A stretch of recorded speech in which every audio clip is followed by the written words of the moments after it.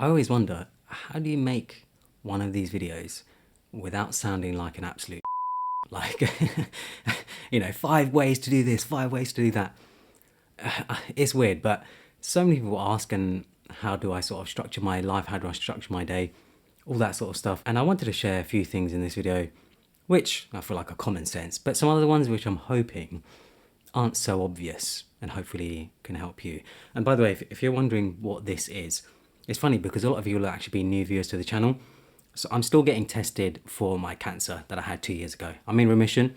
I've been in remission for just under 2 years now. So I still have another, well, over 3 years to go until I'm in the clear completely. So I still have to go do tests, blood tests and stuff. I could probably take this off now. I don't know why I have it on. Actually, I do know why I have it on. It's because I'm a little girl and I can't be bothered to take it off because it hurts. That's the best way to explain it. I usually do it in the shower or something because it hurts ripping this stuff.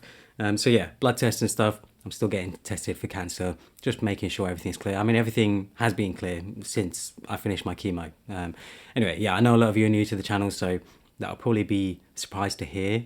But yeah, I don't want to go into it. I've done videos on my cancer stuff before. Quickly, before we get into this video, please make sure to subscribe to my newsletter if you haven't already. I share stories, interesting things, links to articles, links to cool stuff that I found over the last month. I send it out once a month, so make sure to check it out. Going to bed too late, not getting enough sleep, eating tons and tons of junk food, and endlessly scrolling social media. Yeah, these are things we're all sort of guilty of. I'm definitely guilty of them. It's why I've tried to sort of make an impact in my life and change them. And it's stuff that, if not really kept in check, can make your mental and physical life quite unhealthy. And yeah, like I said, these are things that I wanted to change and I'm changing right now, and I wanted to share those things in this video. I think everything in this video can be applied to your daily life. I don't want to say they're crazy drastic. I mean, if you're already in the mindset of wanting to make change and wanting to make an impact on your life, these things should be, I'm not going to say easy either, because it's not easy, but if you're not in the mindset of willing to change and willing to sort of change a part of your life that isn't working out, then it's going to be difficult either way. So you've got to be willing to sort of take that step of changing something, be in that mindset of changing something, be willing to go through the struggle of changing something for it to actually work in your life. Regular sleep. So as I'm getting older, I've realized how important it is to have regular sleep schedule, to have a good night of sleep. I feel like we see so many of these videos of big millionaires and billionaires only getting 5 hours of sleep a night, which I just think is absolute rubbish. Like, it's just absolute rubbish. It might work for them. If it works for them, it works for them. But for the average person, for everyone else, for most other people, that just doesn't work. Operating on 5 hours, 4 hours of sleep just isn't enough. For the average person, it is supposed to be around 7 hours of sleep. And for me, I actually like to sleep anywhere between 7 to 8 hours, sometimes even 9 hours, but usually it's 7 to 8 hours. 9 hours is usually after a very, very busy day. But yeah, 7 to 8 hours is definitely what I need to feel revitalized the next morning, to feel fresh, to feel like I have energy, and not to feel that tiredness of like, oh, I haven't had enough sleep. I feel like as humans, we're very much designed for routine. So I've set up a routine of when it comes to sleep. So I'm usually asleep by midnight and then I'm up by 8 o'clock. And the crazy thing is, I have no alarms. So I absolutely hate alarms. I think alarms are the worst thing ever. I don't ever like being waken up by an alarm. It just pisses me off. It really upsets me. So I've realized just going to bed around 11 o'clock, 11:30, getting in bed, going with the intention of I'm going to go to sleep. I usually do end up getting to sleep by midnight and then waking up naturally around 7 or 8 o'clock. And it just works like clockwork. It's so weird. It's my body has just adapted to it. And I think for most people, it can also be the same. You can do the same. I feel like the body, like I said, likes a routine. I feel like humans in general like routine. And I think if you sort of stick to that routine, it can work. So when I get into bed around 11, 11:30, I usually just like to read stuff on my phone, whether it's a book, Twitter, Reddit, things like that. I actively avoid Instagram and TikTok. I feel like those social networks just are too distracting for me and too addictive because of the swiping nature of them.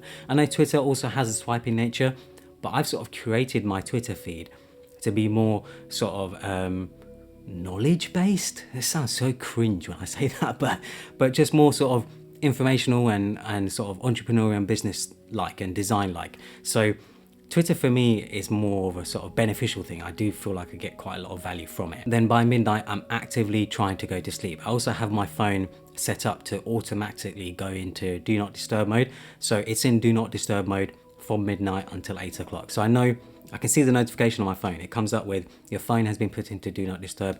And when that comes up, I know, okay, I need to get off my phone. I need to go to sleep. But I feel like it's also quite a bad habit. But I'm a weird one because I'm one of those people where I can use my phone right before bed and then I put my phone down on my charger and I can just go straight to sleep. It doesn't seem to affect me whatsoever. It's not the same case for everyone. I know for some people, they have to not use a screen or look at a screen before going to bed. I've seen some studies where they say you shouldn't look at a screen up to half an hour before going to sleep. For me, it doesn't seem to affect me. I can just put my phone down on the wireless charger and I can go straight to sleep. It's like my secret superpower. That's how I like to see it. I definitely think it is just my own sort of secret superpower. I can just go straight to sleep. Next up is eating properly. So I absolutely love junk food. My friends know this. I love KFC, McDonald's, Domino's, all that type of food. I absolutely love it. I could have it every day. If I could have it every day, I definitely would. I'm that type of person.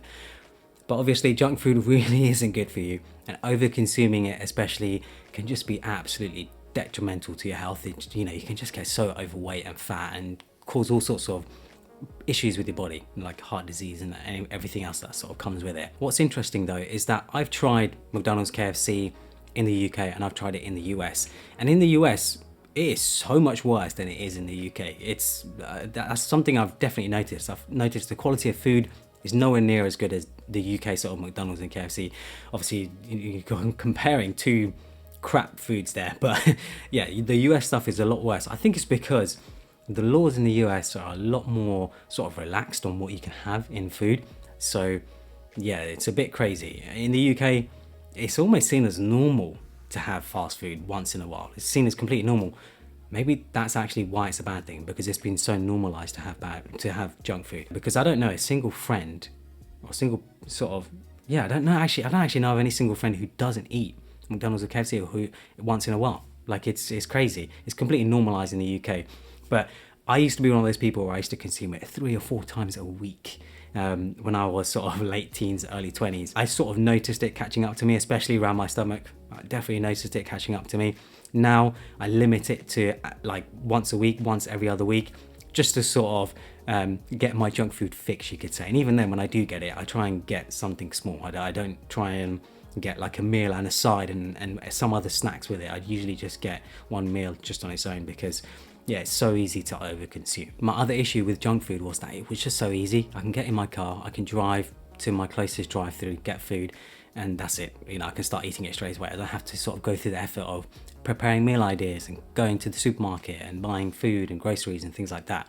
So I've sort of got into this routine of now forcing myself to go to the supermarket after the gym. Every Monday morning I go there and I buy whatever I need, because finding meal ideas was actually a big difficult thing for me.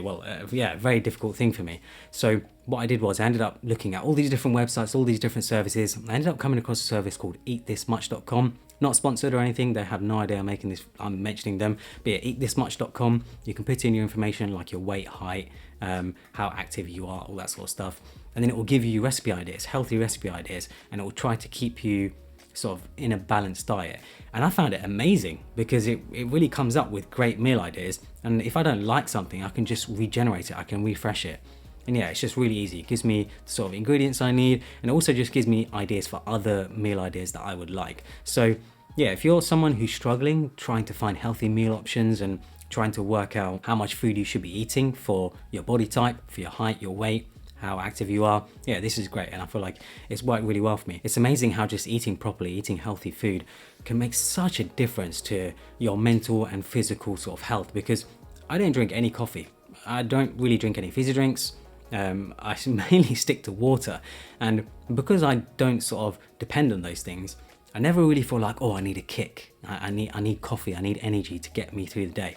It just seems to be completely fine for me. I can go throughout the day without feeling like, I'm so tired, or I'm this, that, and the other. The only time I really get tired is around 10, 11 o'clock when I need to go to bed. I feel like that's when my body's telling me, hey, it's time for you to go to bed. It's time for you to go to sleep and wake up the next day. Also, a bonus is that I don't get fat, because heart disease, diabetes, all this sort of stuff, runs in my family. It's running my grandparents, my parents.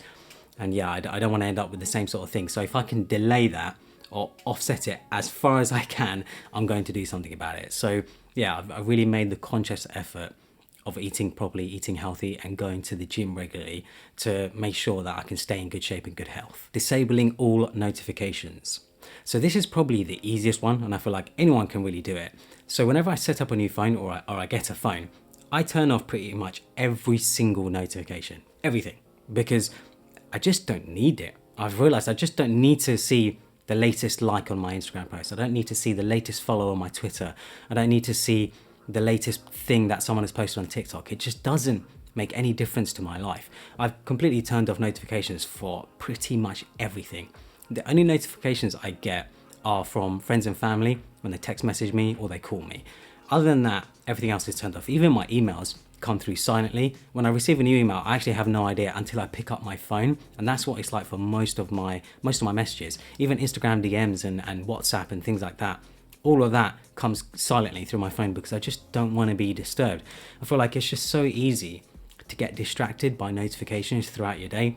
You know, if you're working, you're in sort of work mode, you're on your computer, you're designing, you're typing, whatever it might be, and then you hear that pinging sound on your phone, and you know you've got a notification. That is so distracting. I don't know how people put up with it.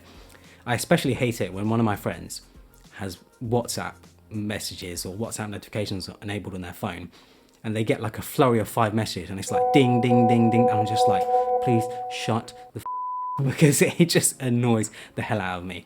Yeah, this is just such an easy way to make sure that you don't get distracted throughout the day.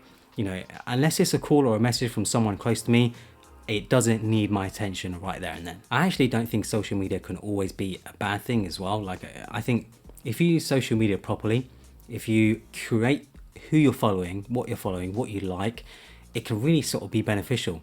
That's how I use social media. I use social media as a tool because I use it to run my businesses, to make money, like, and also this YouTube channel. Like, I upload videos to YouTube. I use it to sort of make or bring value into my life rather than it just sort of sucking things out of it. Rather than me just watching the latest celebrity get this or get that or do this, do that. I honestly couldn't care less. I really sort of, this going to be quite controversial. Well, I don't think it's that controversial, but I really just don't understand celebrity culture. Unless someone actually brings value, maybe they make stuff or they're an artist or something like that. Yeah, I really just don't see what's the point of following someone like a celebrity online. I can understand like music artists and actors and stuff like that. That makes sense because they're actually making stuff. But celebrities from shows like Love Island and stuff, I'm just like, really? Like, you know, I'm probably going to upset a few people by saying that, but I just feel like it doesn't really bring any value. The 5-minute rule. So this is a bit niche, but it's something I've mentioned before. And the idea is that if something takes less than 5 minutes to do, you do it right there and then. Now, I know what you guys are thinking. Get your mind out of the gutter. Absolute filth. But anyway, yeah, I sort of think to myself, if I come across something in my everyday life, some sort of task or just anything to do with my life, like it could be tidying up, cleaning something, doing my bed or organizing my clothes or something like that. If something takes 5 to 10 minutes, you know, I do like to sometimes extend it to 10 minutes depending on how much time I have in the day. Yeah, I just think to myself, just do it right there and then. Like, just spending that few minutes doing that thing, once it's done, you don't have to think about it. It's done. You just don't have to think about it. And it can be applied to so many different things. It stops me from putting things off, which is something I really like to do quite often. You know, when something is going to take just a few minutes, you know, so before I used to be like, I'll do it later. It's fine. I'll just sort it out later on. But they can really add up. And then you're spending 15, 20 minutes, half an hour, an hour just doing this thing, which could have been kept up on if you just did it, you know, every day pretty much for less than 5 minutes. So this last one is going to be a shocker and probably one that people don't expect. And that is doing absolutely nothing. Just doing nothing productive or just doing absolutely nothing. I hear of so many people getting burnt out, especially my friends and sort of other people that I know. They just get burnt out and not really feeling productive. And I used to be the same. I still sort of do sometimes go through it now and again where I feel burnt out. And it's because I feel like I'm trying to cram everything and anything into my day. I'm trying to spend every single hour doing something, every single minute doing something, which just doesn't make sense. Like, I found the best way for me to sort of not get burnt out sometimes is just to do absolutely nothing. We keep seeing people show off their full calendars. They've always got something going on. They've always got plans. And for me, I've just found that really is quite taxing for me. Like my calendar pretty much is empty most of the time. Most of my days are completely empty. I sort of dictate my day. If you have this sort of thing where you always have to do something, it just makes you feel burnt out way too quickly. I actually think the act of doing absolutely nothing, just sitting around and doing nothing productive, can really be quite good. It's quite a nice feeling. I mean, when I say doing absolutely nothing, I don't mean necessarily just sitting there in absolute silence, unless that's your sort of thing, unless you like to meditate like that. But for me, you know, I like to listen to music. I like to watch old movies and TV shows, just familiar stuff, just stuff that's quite passive. Because when it comes to listening to music, for me, that's actually a way of meditating, you could say. I think a lot of people think meditating is when you sit in absolute silence and you just take in your surroundings and whatever else, which of course, yeah, that is a form of meditating. But I also feel like a form of meditating is sitting and listening to music, maybe reading a book or something or whatever. You know, I'm not actually a big reader. I read now and again. I wouldn't say I'm like a proper avid reader. I'm more of a music listener. I really like listening to music. And sometimes I can just sit for half an hour by my computer, just sitting there listening to music, just taking it all in and really becoming one with the music. God, that sounds so cringe. But that's the best way to say it, because I turn my music up loud and I have it sort of just go through me. That's a bit weird. But yeah, I just have it go through me and really experience that music. I'm actually one of those people that gets goosebumps when I listen to music, when I listen to different types of music, which apparently isn't all that common. I didn't realize that. I thought getting goosebumps when you watch movies or listen to music or stuff like that was very common, but apparently it's not. So music and movies and stuff like that can really affect how I feel and what I'm feeling, and can really help me disconnect from everything else. Same with gaming, actually. Like I really like gaming, and I found gaming to be a good way for me to sort of get away from work. And basically for me, gaming is essentially doing nothing, because I'm not really being productive. I'm just sort of spending hours playing games. I think the problem there though can be when you're spending too many hours playing games and it's affecting other parts of your life, which can be an issue. It's something that you shouldn't let happen. As long as it's not affecting other parts of your life, I think you can definitely do it in a healthy way. So that's it. Those are just some of the steps that, and sort of rules that, I don't want to say rules, because rules makes it sound like it's a permanent thing.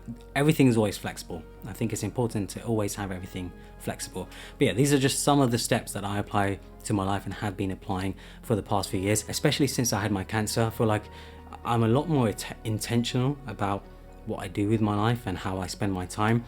Because yeah, obviously if you get cancer, you realize, damn, like your time, it just can be gone very, very quickly.